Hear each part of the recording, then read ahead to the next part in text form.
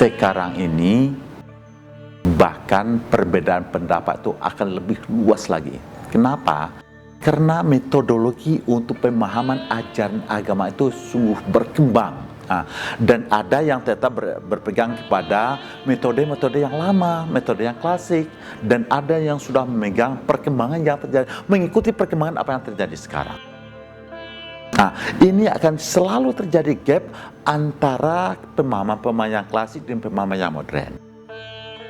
Tentu saja, kalau menurut pemahaman saya, keduanya ini tentu saja mempunyai kelemahan. Di mana letak kelemahan? Kalau pemahaman klasik yang selalu kita pegang, sesungguhnya ini memang penting bagi kita, pemahaman-pemahaman klasik. Kenapa? Karena itu adalah merupakan fondasi, merupakan dasar, kita harus kuat itu. Tetapi ini harus juga berkembang. Tapi kalau hanya yang baru yang kita ambil tidak punya landasan, inilah terjadinya kesenjangan-kesenjangan ini. Sekarang ini, misalnya, perkembangan yang sangat pesat sekali yang terjadi di dunia barat. Apa yang kita kenal misalnya tentang hermeneutika. Ini berkembang di dunia barat. Dan perkembangan di dunia barat ini terkait dengan persoalan epistemologi sesungguhnya. Apa yang saya maksudkan, di dunia barat sekarang ini epistemologi atau perkembangan hermeneutika ini sangat berkembang sekali. Dan itu cepat sekali perkembangannya.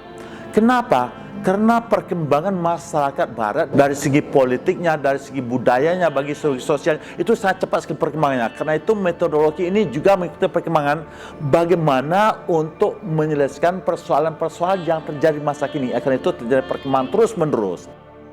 Dan kita, terutama di Indonesia juga, kita juga mempelajari perkembangan yang terjadi di dunia barat, dan kita juga sudah masukkan dalam kurikulum kita sebagiannya hermeneutika yang berkembang di dunia barat dan juga metode-metode yang berkembang di Timur Tengah. Menurut pemahaman saya, apa permasalahannya? Metode yang ada di dunia barat yang dikembangkan oleh orang barat itu adalah dicarikan solusi yang terjadi di negara mereka. Dan itu apa yang terjadi di Jerman tentu saja berbeda dengan di Prancis, berbeda dengan Inggris. Karena itu dari segi epistemologinya berbedalah yang berkembang di Jerman dengan di Inggris dan di Prancis dan di Belanda dan segala itu. Ini perkembangannya. Kalau ini yang kita pindahkan ke Indonesia tentu saja tidak cocok dengan perkembangan bangsa kita Indonesia. Karena masyarakat kita juga sangat heterogen dan perkembangan kita tidak sama dengan dunia barat. Karena itu kita memang butuh kepada perkembangan epistemologi. Ini perlu kita pelajari, perlu kita pahami, tetapi bagaimana caranya untuk kita sesuaikan dengan perkembangan politik kita, ekonomi kita, sosial kita, budaya kita. Sehingga persoalan yang terjadi pada negara kita ini yang kita selesaikan juga dengan secara cepat. Tentu tidak mungkin persoalan yang dijadikan oleh dunia barat selesaikan dengan cara dia, tidak mungkin kita menyelesaikan secara itu.